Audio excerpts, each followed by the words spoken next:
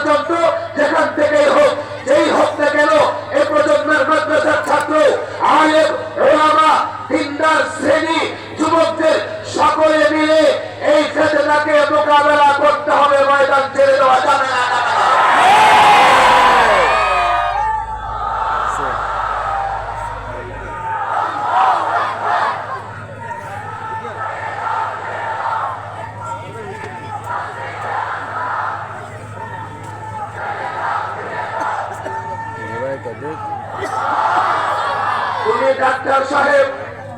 তুমি ডাক্তার সাহেব, তোমাকে সম্মান করি, চিকিৎসার প্রয়োজনে আমি তোমার কাছে যাব।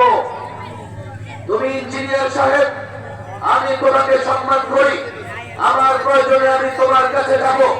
তুমি উকিল ব্যারিস্টার, সম্মান করি, আমার প্রয়োজনে আমি তোমার কাছে যাব। তবে তোমাদের অনেকটা ইঞ্জিনিয়ার, রাজনীতিবিদ সতর্ক করে দিতে চাই, ইসলামের কোন বিষয়ের ব্যাখ্যার প্রয়োজন হলে আলেমদের কাছে আসতে হবে।